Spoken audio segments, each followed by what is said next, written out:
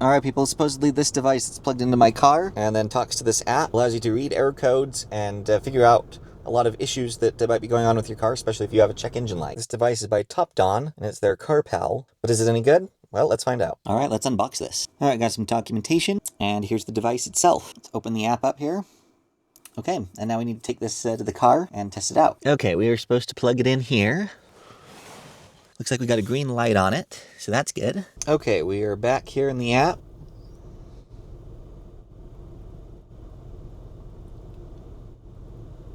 I drive a Honda, so that's what we're going to do. It wants to download software for it, so let's go ahead and do that. Okay, it has finished downloading, so let's do the full vehicle check now. Okay, looks like it needs the VIN number. Hang on 1 second. Okay, we're going to just confirm where it's at. USA. Alright, it found the vehicle, so let's confirm it. Now let's just do the auto scan here, see what it does. So let's just hit scan here at the bottom.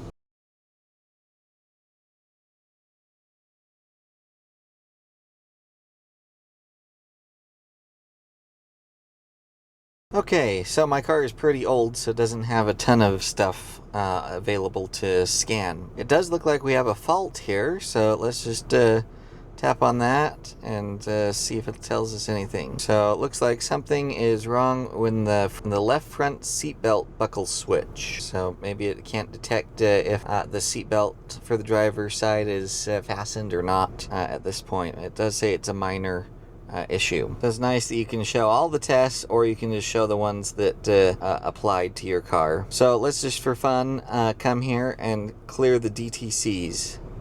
Before clearing the DTCs, make sure the ignition is on and turn off the engine. So we will turn off the engine but keep the ignition key on. And then we'll go ahead and clear the DTC.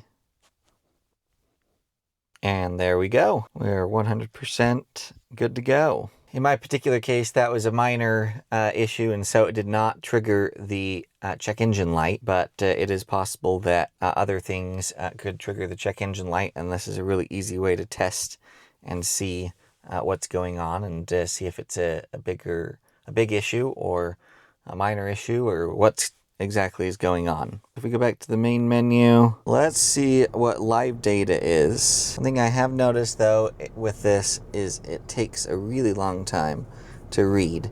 I don't know, it might just be because my car is old and it has really slow data transfer. And this is pretty cool. So we've got DTCs again, engine coolant temperature, indicator lamp status, I assume is like the check engine light. And then we've got coolant temperature, engine RPM, vehicle speed sensor, I'm not driving obviously, intake air temperature, throttle position, and a whole bunch of other stuff here that's kind of Greek to me.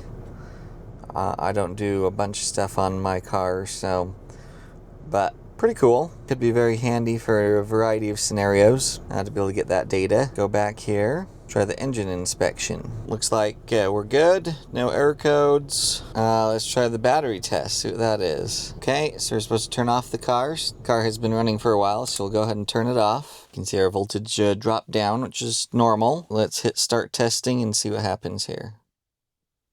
Ensure air conditioner headlights, all other turned off. Everything's turned off. Tap confirm and start the vehicle.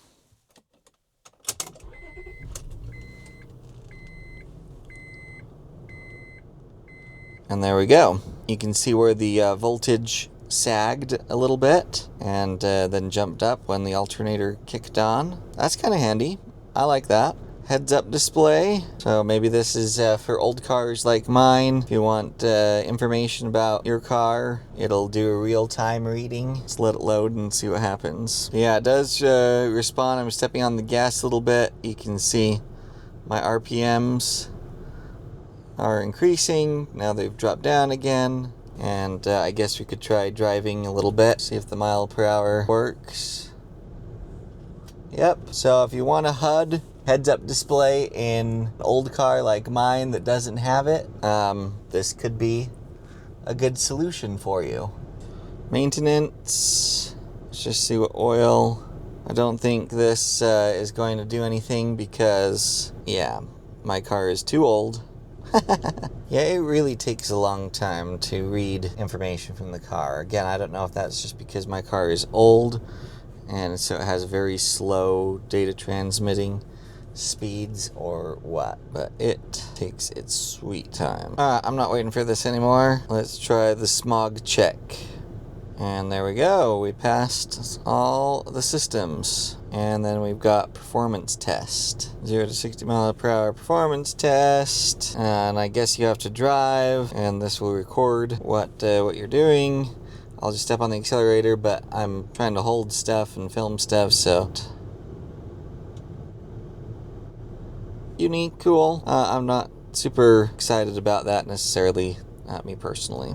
So that's the quick tour of the TOPDON CarPal. I always say the smartest people are in my comments section. So sound off down below on what you guys think. Feel like this would be of value to you? What did you think was cool? What did you not think was cool? Me personally, I think that just checking like your error codes and stuff, it works really, really well and could give you a little bit of peace of mind, or at least insight into why your check engine light is on, and maybe something super easy for you to fix yourself and save the cost of taking it into the shop. So I think there's definitely some value that this brings to the table.